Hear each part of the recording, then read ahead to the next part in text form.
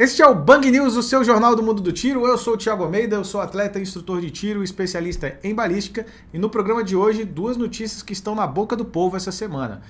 Ah, e tem link da nossa Super Black Friday aqui embaixo para você se cadastrar e ser um dos primeiros a receber a maior oferta que eu já apresentei na internet de todos os meus cursos online numa condição imperdível com vagas limitadas.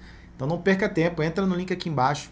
Se você não conseguir entrar pelo link que está aqui embaixo, é só você clicar nos 3 pontinhos ali. Tem muita gente que está reclamando que está indo para uma tela de baixar o WhatsApp. Eu acho que tem um bug no WhatsApp acontecendo nesse momento, mas se você clicar nos 3 pontinhos que ficam em cima da tela ali, você vai conseguir abrir o link com o WhatsApp e entrar diretamente no nosso grupo. Beleza? Recado dado, vamos às nossas notícias. PF Fake usa golpe do falso mandado de busca e apreensão e rouba 27 armas de CAC na cidade de Vinhedo, em São Paulo. Eu vou te ensinar como que você pode se proteger e como lidar com uma situação como essa. E obviamente nós vamos falar sobre a operação no Rio de Janeiro, que é recorde em eliminação de traficantes, também recorde em apreensão de armas. Vamos falar sobre como a imprensa canalha está fazendo a associação das armas apreendidas com os CACs, mesmo que nenhuma das armas apreendidas tenha origem lícita. Então vamos falar sobre esse golpe do falso mandado de busca e apreensão. Primeiramente, a gente que é CAC, a gente tende a andar na linha. A maior parte das pessoas que são CACs não cometem crimes. Porém, contudo, no entanto, todavia, qualquer pessoa pode ser alvo de um mandado de busca e apreensão. E eu acho que o maior pânico, o golpe mais covarde que pode se aplicar na nossa categoria é justamente esse do falso mandado de busca e apreensão. Afinal de contas, a última coisa que um CAC quer é atirar na polícia. Pelo menos 5 bandidos se disfarçaram de policiais federais com um falso mandado de busca e apreensão para franquear a entrada na casa de um CAC no interior de São Paulo, na cidade de Vinhedo, num ambiente, numa chácara, numa área rural. E lá obrigaram o CAC a abrir o cofre e entregar todas as suas armas, munições, equipamentos de recarga.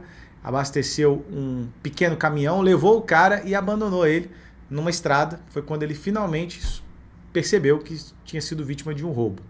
O vizinho desse CAC foi identificado como um dos cúmplices do crime e confessou à polícia ter fornecido as informações para os bandidos, o que nos dá o primeiro alerta. Muito cuidado com as informações que você passa, muito cuidado com as conversas que você tem com as pessoas envolvendo os seus equipamentos. Ninguém precisa saber que você é CAC, ninguém que não seja do seu círculo de confiança tem que saber quantas armas você tem ou o que você faz. Não dá para confiar em ninguém hoje em dia. Imagina o vizinho do cara.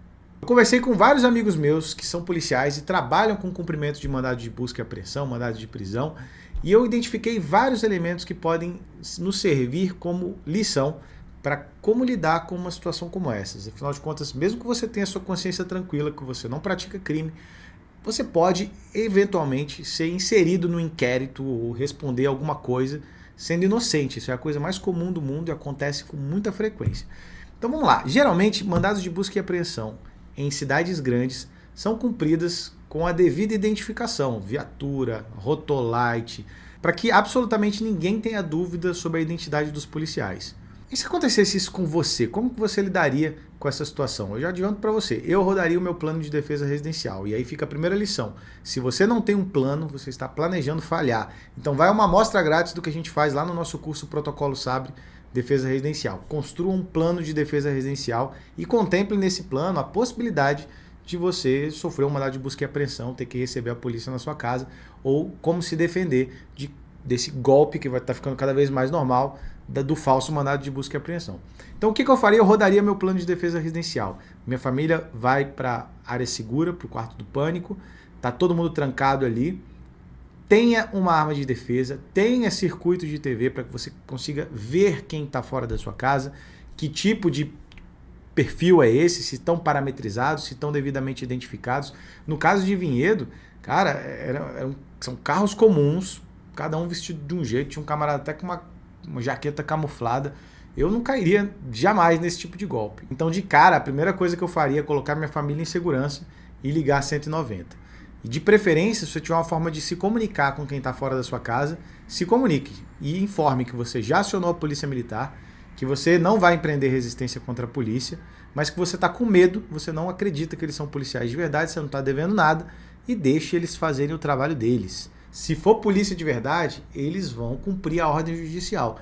Eles vão invadir a sua casa e para fazer isso eles precisam de uma testemunha, eles vão ter que bater no seu vizinho, vão ter que chamar um vizinho para acompanhar o arrombamento, eles vão arrombar, eles têm técnica para isso, eles têm material para isso, o que já diferencia fortemente do caso do bandido.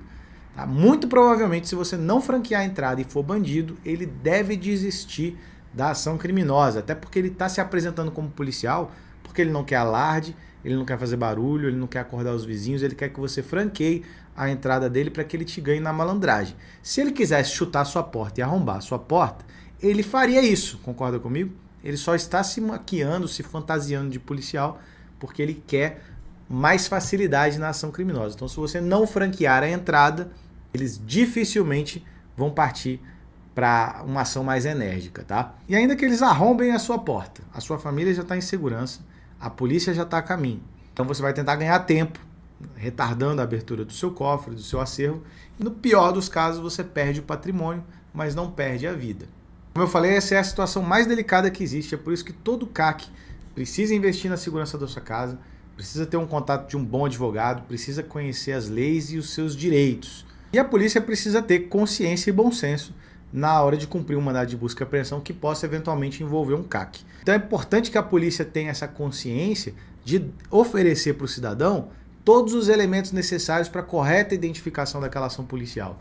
E eu também acho que deveria haver uma campanha nacional de conscientização da população para que as pessoas saibam, não é comum a polícia cumprir um mandado de busca e apreensão descaracterizado. É muito pouco provável, ainda mais com o tipo de crime que um CAC pode ser investigado, um crime de menor potencial ofensivo. A ação vai ser planejada, muito provavelmente vai haver a correta identificação da casa, eles vão estar identificados, você tem o direito de chamar a polícia militar, no máximo que vai acontecer é um confronto das duas forças, eles vão se identificar e aí você vai ter toda a segurança para franquear acesso e deixar a polícia fazer o trabalho dele, afinal de contas, numa situação como essa, eles estão cumprindo ordens. Outra coisa que diferencia claramente uma operação de busca e apreensão legítima de um golpe de criminosos é que ao primeiro sinal de resistência, o vagabundo vai correr. A polícia não, ela é obrigada a enfrentar e não só isso. Muda completamente, escalona para um outro nível.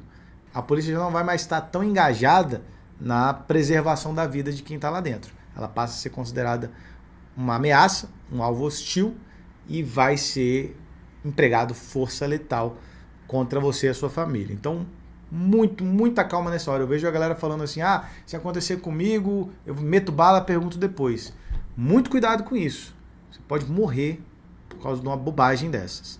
Se você tiver um bom plano de defesa residencial, é muito provável que você consiga coagir os criminosos. E se for criminoso mesmo, dificilmente vai partir para o enfrentamento. Como eu falei antes, se os bandidos resolverem empreender o uso da força, a ajuda já está a caminho. E é importante que você, quando for ligar para a polícia militar, numa situação como essas, você informe que você é CAC, que você tem uma porrada de arma, mesmo que você só tenha uma G2C e meio carregador de NTA, fala que você tem uma porrada de arma na sua casa, que você é atirador esportivo, que você é CAC, tem uns caras estranhos lá, mesmo que estejam identificados com giroflex, com viatura, fala para a polícia que você está vendo uns caras estranhos, que você está achando que é bandido, que você está com medo e pede ajuda. Eles vão se deslocar. Uma guarnição vai ser enviada com urgência, porque envolve arma, envolve risco de vida, envolve possibilidade de roubo.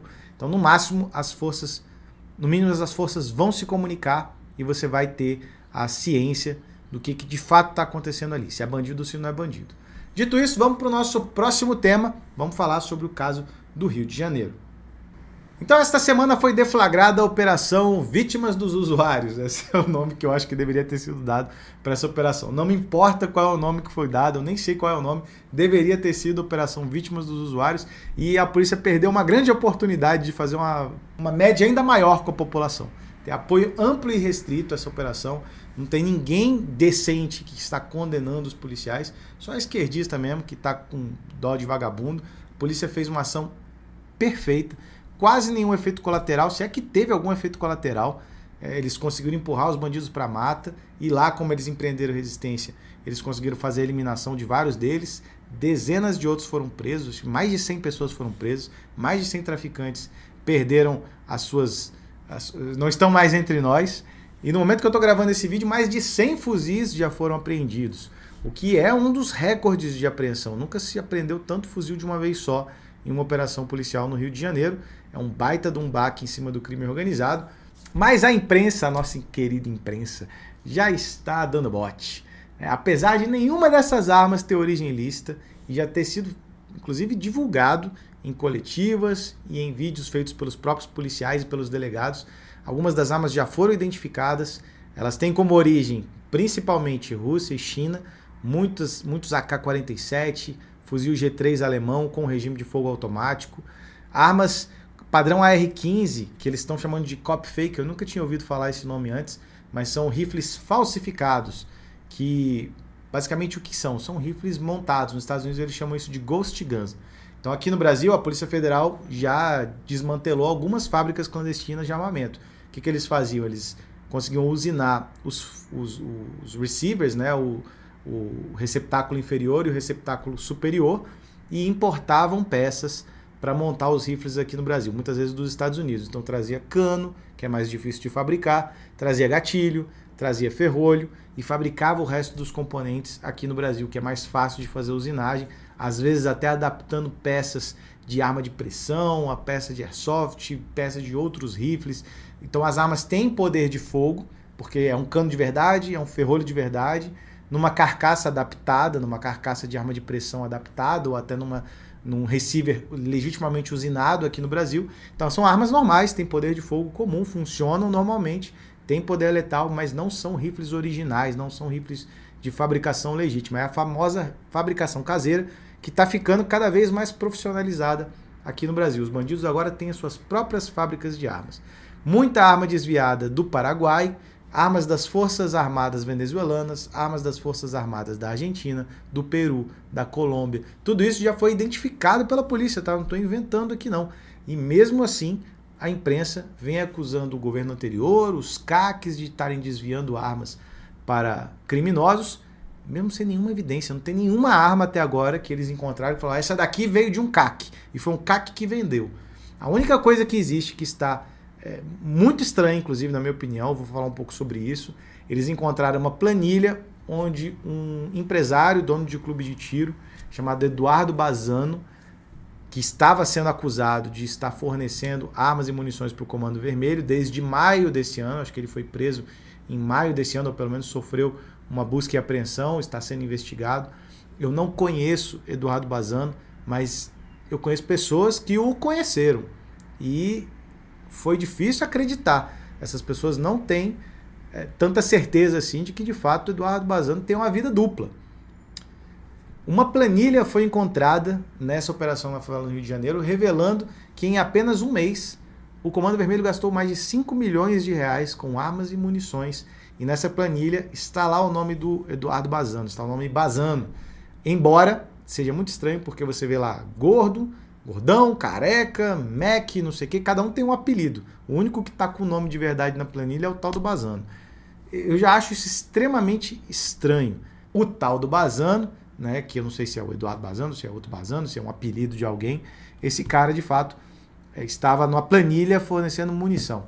E aí eu já adianto para vocês, 14 mil munições de AK-47. O AK-47 é o 762 por 39. Essa munição não tem fabricação nacional e essa munição não tem volume de importação desse tamanho. Quase não tem CAC no Brasil que tem um AK-47. Para quem não sabe a diferença, eu tenho esses artefatos aqui que eu uso para instrução. São usinagens, são réplicas de alumínio. Então aqui você tem o 762 por 51 e aqui você tem o 762 por 39. São cartuchos muito diferentes. Esse é o Dufal, armamento do Exército Brasileiro, também utilizado pela Polícia Militar, e também um cartucho de caça muito utilizado por CACs em armas de repetição. E esse aqui é a munição do AK-47, o 762 por 39. São completamente diferentes, uma não funciona na outra. E essa munição aqui não faz parte do comum do CAC brasileiro. Tá? Eu consigo contar nos dedos, talvez, quem tenha um AK-47. Todo mundo que eu conheço que tem um AK-47 não consegue encontrar munição, porque não tem fabricação nacional e nem tem volume de importação. Então, ainda que seja verdade que o tal do Eduardo Bazano, que é CAC e dono de clube de tiro, esteja de fato envolvido com fornecimento de armamento ilegal para o Comando Vermelho, ainda que seja verdade isso, o fato dele ser CAC ou dono de clube de tiro é absolutamente irrelevante, para o que ele fornecia. Tá? Não é coisa desviada de clube de tiro nem de acervo de CAC. Nesse volume é fruto de contrabando. Tá? Se for verdade, é fruto de contrabando. Então, sabe, não faz o menor sentido. E outra coisa que me chamou a atenção nessa planilha que foi divulgada são os valores. Tá? R$ 36,00 a unidade de um disparo de 7,62. Isso aqui você consegue comprar uma caixinha de 50 nos Estados Unidos por $7. $7. Por que estavam pagando R$ 36,00 na unidade de uma 762 por 39? Esse número, na minha visão, não faz sentido. É preço que CAC paga. CAC em loja paga esse valor. Um traficante de drogas que já está acostumado a trazer contêineres e contêineres de maconha, cocaína, envia para a Europa, pega coisa no Paraguai, pega coisa na Colômbia, na Venezuela e exporta para o mundo inteiro, muitas vezes acobertados por agentes corruptos do Estado, que muitas vezes fazem vista grossa nos portos, porque muita coisa entra pelo porto mesmo, por container. Se estão trazendo tanta droga, por que não traz munição? Por que o Comando Vermelho precisa de um traficante de armas? Uma organização que está no país inteiro, tem capilaridade, organização, fazem importação e exportação ilegal. Por que tem que pagar R$ 36,00 no disparo de 7,62 por 39? Não é mais barato ir lá buscar? E isso que me chamou muito a atenção, isso aí que fica a dúvida. Eu achei estranho demais. Não faz sentido uma organização dessas, na minha visão, ter traficante de arma. Tá? Eles, a meu ver, teriam suas próprias divisões de importação. É o que faria mais sentido para minha cabeça. Bom, se a polícia tem indícios, está feita a investigação, tem provas, eu não vou ficar aqui defendendo só porque é CAC.